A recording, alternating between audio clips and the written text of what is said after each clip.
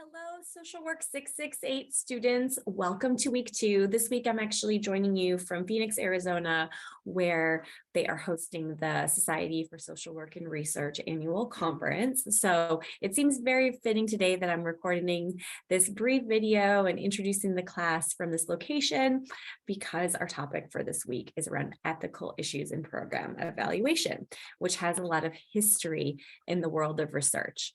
So I am going to share my screen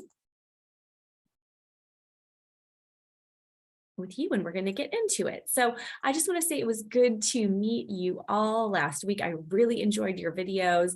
Thank you for taking the time to tell the class about your journey into social work. I also really enjoyed seeing you all comment on each other's videos, and I'm hoping you can make connections so that you have, a partner or partners to really move through this class with in case you need extra support. And thank you for those of you who also offered support to your fellow classmates. That is so generous and welcoming. So what I did for this week's course content is I want to introduce the idea to you of a needs assessment. So we have 3 major papers in this class, and the first one is a needs assessment where you are actually going to go into the community and you are going to interview 3 individuals from a program. And so what you are doing is you're trying to understand a need or a collection of needs that program has to improve services for their clients. That is really step 1 of this course. So I really decided to do a needs assessment with you, the students in the class, and around the topic of, what are your experiences and perceptions and opinions around program evaluation. And that really helps me determine how I can be of most use to you as an instructor. So I went ahead and I analyzed the survey results. So I did not interview you per se, but I used another research technique, which was survey research, to really try to gather information pretty quickly about your experiences and perceptions. So my first question to you is, what is your opinion of program evaluation? So 85% of you were really positive about it and said it's useful and highly valuable to the social work profession. And about 15% of you were unsure about its utility. So I did kind of this thematic analysis. And so for those of you who thought it was useful, you gave me your feedback on why that is. And so some of you thought it was helpful. Some of you thought it was needed. Some of you were excited to learn more, important to determine the effectiveness of a program. So you gave me a lot of great feedback in that area. 15% of you sort of said it can be overwhelming. It's a little bit difficult for you to evaluate right now. Personally, I think it's useful, but in some scenarios, I think it can be detrimental, and also obtaining accurate evidence can be challenging, which puts the evaluation at risk. So great. Thanks to you for being open, the 3 of you, on some of your reservations about this course. I'm definitely going to take that into consideration. My next question was, what is your experience to date in doing program evaluation? And I'm happy to report that with 18% in high and 18% in medium, this is probably the most experienced class I've had in terms of program evaluation. However, 65% of you had low experience or no experience, and that is also perfectly okay. We're going to walk you through each step every week. For those of you who said you had experience to date during program evaluation, those that you responded in terms of lot said, 2.5 years of experience, some in undergrad, some in practicum. So it seemed really connected to student learning, which is also helpful for me to know. For those of you who said that you have some experience, that was mainly those of you who had experience answering surveys or through coursework. And those of you who had no experience, you just kind of shed some light in terms of, why that may be, or reflected on why you considered your experience to be low. So this gives me a really great baseline for this course. So my next question is, what do you need from the instructor to be successful as an active learner in this class? So the majority of you, 50%, said you want a high level of communication. 14% of you said direct and timely feedback. and 36% of you said strong and clear learning content. So that gives me very clear instructions on how I can best serve you. For those that said you wanted high level of communication, people said that was the most important to them. Openness and willing to help when confusion arises, really great feedback and open communication, because someone said they often overcomplicate things, etc. In terms of feedback, your specific suggestions were just giving feedback as needed and support and guidance. And for those of you that responded that you really need strong and clear learning content, you need the content in front of you, but you also need an open ear if something is misunderstood, which kind of links back to communication. People said they've already liked the organization of this course, so thank you so much for that feedback. Also being available to answer questions in a reasonable amount of time, videos, discussions, and real world examples. So getting back, quick reflection on week one last week is, what is program evaluation? This is really important to nail down in terms of the Royce readings and the soft chalk to really get a conceptualization of what we're talking about in terms of program evaluation, because very quickly for assignment one, the needs assessment, you are going to need to latch on to a program. And so an example of something that would not be a program would be the criminal justice system or the child welfare system. Those systems are just too big. They're really systems, not programs. Examples of programs could be a refugee elder program or a health literacy program, something that is small, something that is finite, maybe something that's evidence-based that has been implemented at your organization. But there has to be boundaries around the program that does not really link into these larger systems that we work with in social work. So hopefully you've all been really able to narrow down and identify a program that you want to work with through the duration of the semester. So pro tip from previous students have done the best job identifying the program if they can identify it fairly quickly, because these assignments happen pretty fast.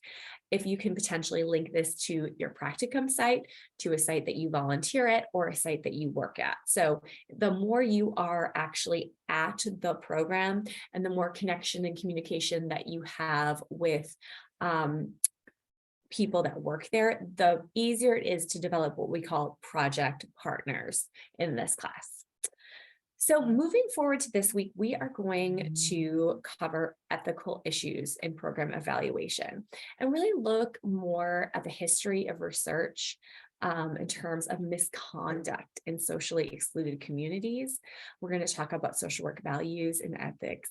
We're going to discuss complexity and diversity in the US population, and also identify effective social work strategies to address methodological issues in recruitment. So you're going to think about your recruitment process at this stage as being recruiting people who are social workers in the community. So it's important for me to underscore with the needs assessment that it is probably not best to involve your clients because there's some boundary issues and you don't want to burden your clients with coursework. But if you can get your social work colleagues, supervisors, fellow interns, workers to participate in your needs assessment, that's where I have found students to get the most value out of this assignment, and to also do the least amount of harm to the community at the same time. We have put together a collection of readings for you that are on ethics. And I want you to pay some really important attention to the reading this week. We again have your Royce chapter, which is an overview of ethical issues. We have, of course, our NASW Code of Ethics. We have a very important document. I have all of my students read it, and I usually use it as a guide in my own writing. This is the CDC put together a health equity guide during the COVID-19 response, and it covers principles of preferred terms in non-stigmatizing and bias-free language. So you might have already noticed that the Royce et al. Textbook is a little bit outdated in terms of the language. So some of the language that it's outdated in is that it refers to the participant population that you're working with as the target population. And this document will tell you why target population is really no longer acceptable in the world of program evaluation. Communities typically don't like to be targeted by evaluators. Also, they talk about key stakeholders. Due to a feedback from Indigenous communities, they do not like the term stakeholders. And so the CDC document goes over the reasons and rationale why we now refer to stakeholders as project partners. It's a much more inclusive way to talk about people that have experience and have priorities in our topic of concern, our topic area of concern. As you may know, as long-term Kent students, we, over the past couple of years, have implemented a common reading called the 1619 Project, How Myths About Racial Differences Were Used to Justify Slavery. And that is was first presented to the community in the New York Times magazine. So we have a reading that's from that 1619 project that is entitled About the Myths of Racial Differences by an author by the last name of Villarosa. And that article is actually behind a paywall if you do not have access to the New York Times, if you do not pay for and subscribe to New York Times. So if you do have a subscription, you can just click on the link below and get to it right away.